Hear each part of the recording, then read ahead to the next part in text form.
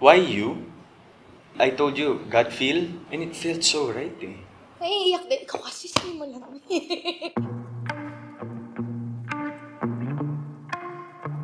Hello, Julia Montes. Hi, Alan Richard. How are you? I'm good. I'm very happy. Ikaw? Busog dahil kinain ko yung tinake out ko sa bahay nyo na napakasarap dahil ang sarap. Ewan ko, siguro with your cooking, mararamdaman mo talaga siguro kung ano eh, mahal mo yung pinagluluto mo. Relax. Ikaw, Jules, your insight, general insight lang about this whole journey na dinaanan natin while making 5 breakups in a row. Lagi ko sinasabi na first time kong maging proud sa project. I mean, happy naman ako sa mga past projects na nagawa ko. Pero kasi may dilemma ako sa ganyan eh. May self-dilemma ako na parang nahihiya ako. Hindi dahil sa hindi ako proud sa project, but hindi ako proud sa sarili ko. But on this project, parang first time kong ma-feel na excited ako na makita nila kung ano yung pinaghirapan ng group. Iba siguro din yung feeling na alam mong maganda, pero iba yung feeling na maganda, tas mahal mo. Oo, may ganun siyang impact sa akin. So parang more than as an actor, sa personal side ko, meron siyang happiness na na-fulfill. Kasi di ba minsan tayo may hinahanap tayong happiness as an actor. Ngayon, sa akin, na-realize ko na ay pwede palang sabay. Yung personal mo, saka yung as an actor mo, mafu-fulfill mo ng sabay. May ganun sa akin nagawa yung film. The character, the journey nung on and off cam, parang for the books, yung hindi mo siya, alam mong hindi mo siya mauulit sa iba at hindi mo siya mauulit kahit tayo pa to. Kasi iba yung naging journey. Kumbaga, sinet ng 5 bar, ang standards mo. Naging 5-star. Gusto ko ring dagdagan yung part na, yung sinasabi mo na pwede pala. Minsan kasi whenever I get the chance to speak with people who has high wisdom, lagi nilang sinasabi na sometimes, hindi mo pwedeng piliin pareho, kailangan may compromise. Parang I beg to disagree. Because with what's happening, yung, eto, kagaya nito nagugulat, pwede pala. It's all about balance eh. Kung kaya, why not? Kasi sooner or later naman yung situation sa buhay natin. Eventually. Sasabihin naman ng sitwasyon, hindi talaga pwede. Pero hanggat pwedeng subukan, subok lang. Subok lang tayo. Kung hindi, hindi. May question ako. Siyempre, ako sinasabi ko yun every time na in-interview ko na ang tanong ko, bakit ako? So itatanong ko sa'yo, bakit ako? Siyempre, at first, ano mo to na nag-produce ka rin. Yes. Risk yun for you dahil hindi biro mag-produce. Bagong tinatahak mo yun. And coming from the past works na nagawa mo, syempre may pressure. Andun, hindi maaalis, diba? Bakit sa akin, kapag nagtaya? Why you? I told you, gut feel. And it felt so right eh. Nung hindi ko pa nakikita si Jules direct. Daming fears, daming questions. I only know you sa surface mo.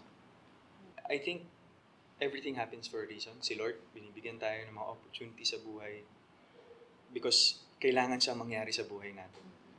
And this was meant to happen. This was meant to happen. I have no regrets. Not even a single regret. Na-touch ako doon. May naisip lang ako follow-up sa'yo. Siyempre ako kanina sabi ko, diba, yung feeling ko dun sa naging journey natin, parang fulfillment and happiness. Dun sa tinahak mo, na ngayon nga, nag-produce ka, tapos may gut feel, ano yung feeling mo? Na-feel mo rin ba yung fulfillment as an actor na parang yung na-feel ko na naging proud ako sa project kahit hindi pa siya pinapalabas ng mga tao or napanood na ng mga tao? May ganun ka bang feeling? Day 1 pa lang yata ng shoot, may ganun na akong feeling, Jules. Every circumstances na dumadating. Finishing day 1, 2, 3, Singapore, uwi, we saw the whole film. Yung day 1, fulfilled na ako eh. All those succeedings, bonus na. Every day that I'm with this group, parang sinasabi lang sa akin ng tadhana na pinapatunayan niya sa akin na yung decision ko for this project is the right decision. Jules, any memorable instances, maybe on and off cam, or on or off cam while doing this?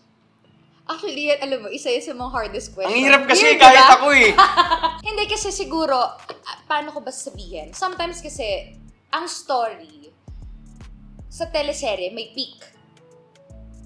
So, pag tinanong tayo, automatic ang sagot natin, gusto ko to kasi yun yung peak Yes. The emotions, lahat, yung intense. But this time, iba. Lahat for me, peak. Peak to the point na, paano ka pipili? Ang hirap kasi iba-iba siya. Like, 5 breakups. Ang hirap dun sabihin na, ito lang yung gusto ko or ito yung naging memorable lang. Pero Kasi lahat memorable. Hindi, gusto ko rin to eh. Oo. Gusto ko rin to eh. Oo. Wala. So, mahirap siya Mahirap. sagutin. Pero, kung kailangan sumagot, yung finale na lang. Kasi dun nag-sink in sa akin na iba yung impact sa ating dalawa. Kasi wala sa usapan yung emosyon na na-feel.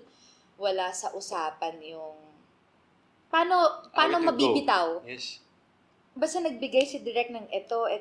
And then, while doing that back shot pa lang, yung, ay, ito pala siya pag nandun ka na, yung, oh my gosh, dun nag-sink in sa atin na ito yung pinagdaanan nating dalawa, ng characters. First time ko nagkaroon ng scene na walang lines. Pero, parang yung, that moment when we were looking at each other's eyes was a whole conversation by itself. Na wala tayong sinasabi, pero I was asking myself, kaya I was very emotional that time, bakit kita naiintindihan? That time.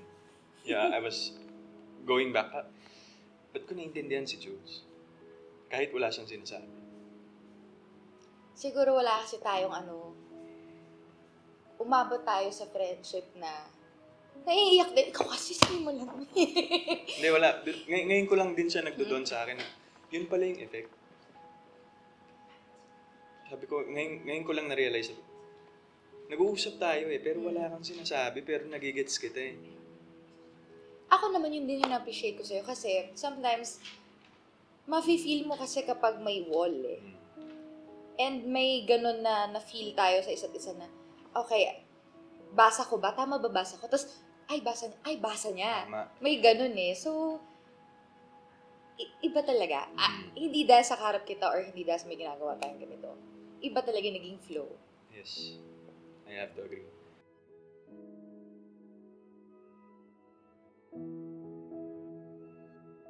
Kung ako naman, favorite scene, Oo, ikaw.